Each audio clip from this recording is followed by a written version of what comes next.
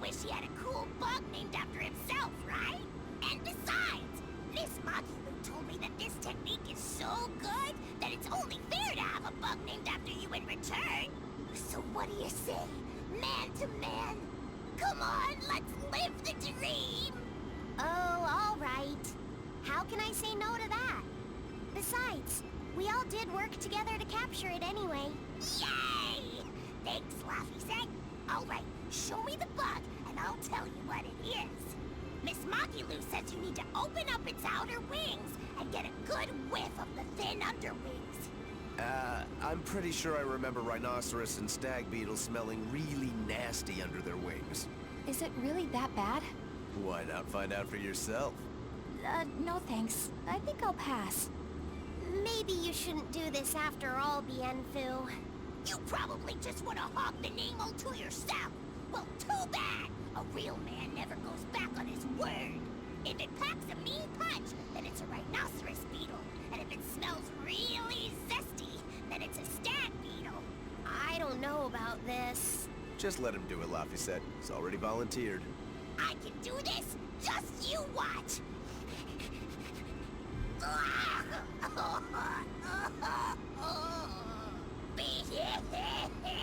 This smell is the most bad thing that ever batted it!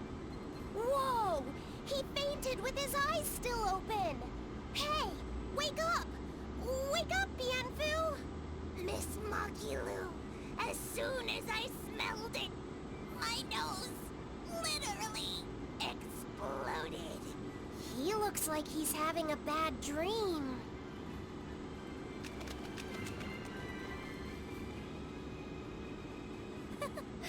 I spy with my little eyes a kiddo who's spying at my bewitching waist. Oh, sorry. I just couldn't help it. What are those books anyway? Oh, that's a great question. Since you asked, I'll reveal the secrets of my tomes just for you. On the right, I've got my household ledger in the back, and my magic encyclopedia in the front. That one I mostly use for oil blotting paper. What's oil blotting paper? It's a girl thing. The two on the left are my heavy book, which I use for flower pressings, and then my super pop-up book. A super pop-up book? When you open it, it pops out with the force of a raging river! When an enemy has me cornered, I can just open it up facing a nearby wall and pop! Instant getaway! The only downside is that it's a real pain to try to get closed again, so I haven't used it in years. What about the book right in front? That's actually layer cake. Whoa! Really? Seared into its batter are precious bits of knowledge. Eating it is just as good for your brain as it is for your stomach. Wow! I had no idea that was possible. He's taking this so seriously, I almost feel bad. All of your books are so interesting, Magilou. That's really cool. There's no end to your curiosity, is there? What do you say? Want to take a closer look? Boy, would I. If you really do, then say, Magilou, I want to get to know you better. Magilou, I want to get to know you better. All right, I accept. I'll reveal to you my most private secrets. Wow, so that's what's on the other side of these books. I wouldn't have ever guessed that. What the? What are you doing with Laffy? He said he wanted to see, so I'm showing him. You have no right to stand in the way of his desires. It's my job to protect him as his vessel, especially from someone so wicked as yourself. Also, what you're doing runs contrary to public decency. Witches aren't supposed to be decent. These bindings with the locks on them. This style used to be really popular during the Meliodas dynasty. Now that I know you're such a bad influence for him, I'll be keeping a closer eye on you. If you can't learn to take it easy, nobody's ever gonna want to marry you, you know. Like you're a shining example of marriage material yourself. Hey, Magilou, could you turn them over one more time? I want to see how the book's attached to your belt. Yeah, sure.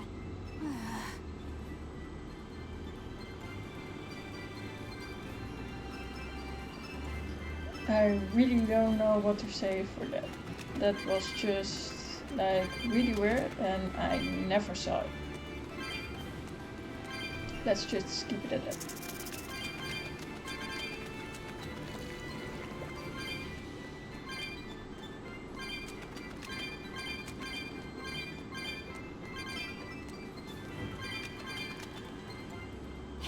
Muggy Lou.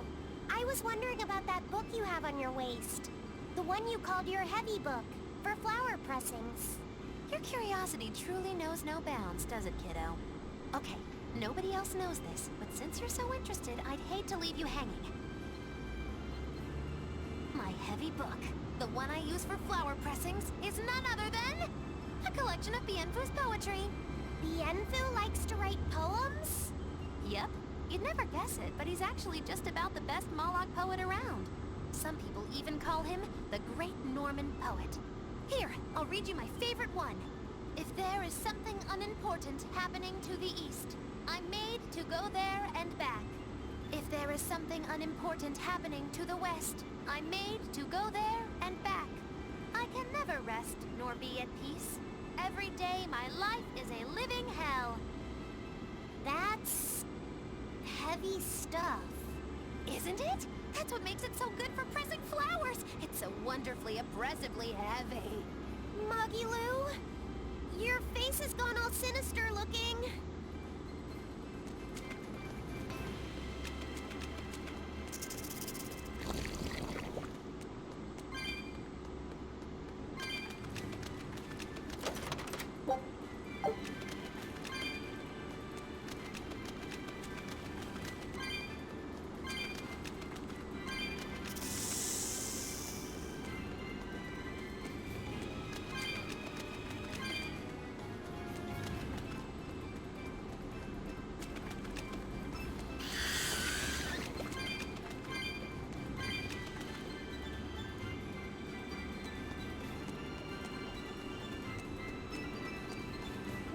Warp portal.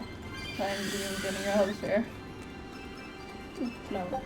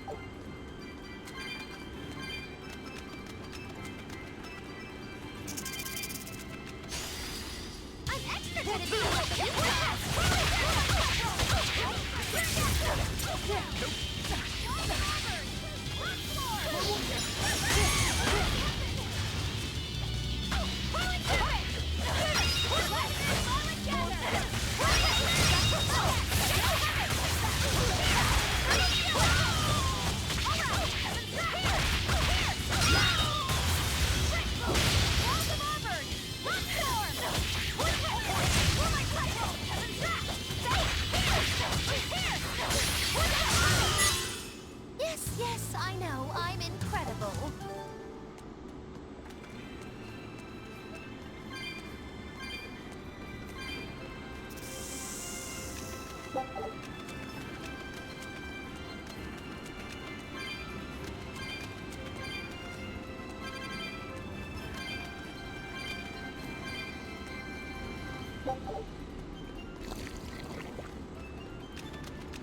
Come on, let me out of here. These dungeons in this game are so long.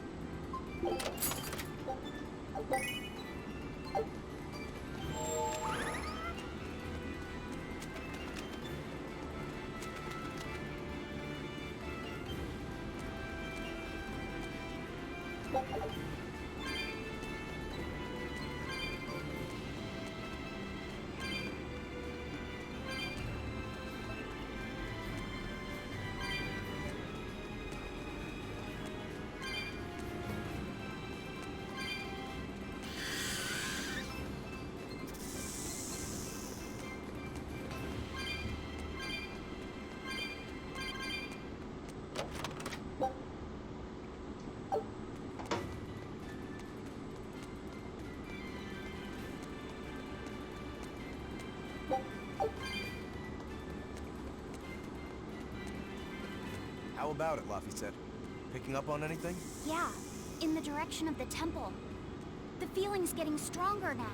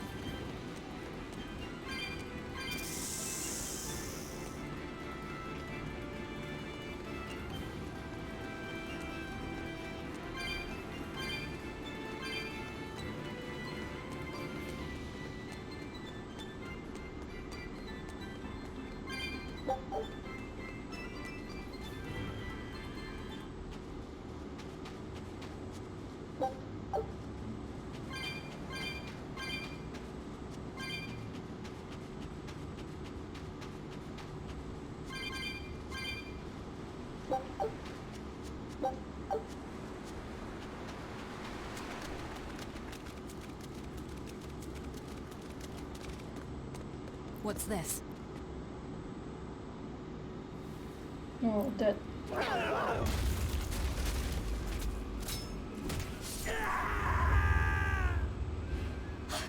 A demon! The demon we heard about? Sounds like it's having fun. Then we'll use this distraction.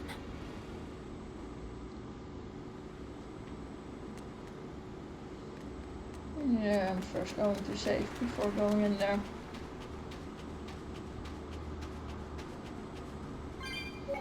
Better safe than sorry.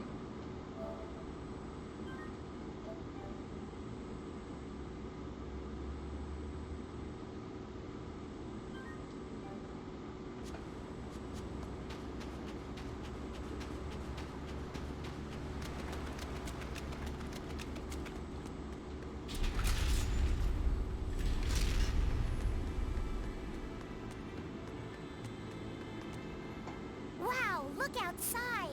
It's the ocean. This was a place of worship for Aminoch, the Water Empyrean. The ancients built this sanctuary underwater for the same reason that Eumasius temples were built underground. But building this underwater couldn't have been easy. Aye.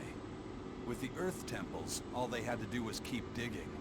Here, they had water to contend with. How did they do it? You can't split the sea like you can a log. They started by stacking giant stone blocks in the shallows, creating an enclosed space. Then they drained the water and expanded the enclosure. Once they had done that enough times and secured enough dry space, they were able to dig into the sea floor. It's mind-boggling, isn't it? The humans believed that by going through such great hardships to build these temples, they could show the depth of their devotion. Additionally, current research suggests the site of this temple once sat on the seacoast. What? Are you saying I'm wrong? No, I'm only reporting what I've read in academic journals. How would coastal ruins sink into the ocean? When the Empyreans began their slumber, the land shifted, and this temple was swallowed by the sea. Scholars were able to prove that the sand and the heavy stones formed an airtight seal around the structure. Later, people carved an undersea tunnel to connect to the temple, bringing it to its current state. Now that you mention it, I think I read that book too. Revised Theories on Ancient Architecture, right? That's the one. Have you read it, Eisen? No. I only read the first edition. The problem with the stone enclosure theory is that each time you expand the enclosure, the innermost stones have to be carried out. Once that was pointed out as being too inefficient, alternate theories were developed. The revised edition has a number of competing theories. I highly recommend reading it. I will then. So, wait. Was that a complete rebuttal of Eisen's explanation? That was not my intention. Ah, it's okay. Archaeology is a continuous process of asking new questions and making new discoveries. Prevailing theories change all the time. What's it matter anyway? Let's just get going. There's no Empyrean here, right, Eisen? If you're worried about it, why not flip that coin of his? Heads, no Empyrean. Tails, Empyrean Central.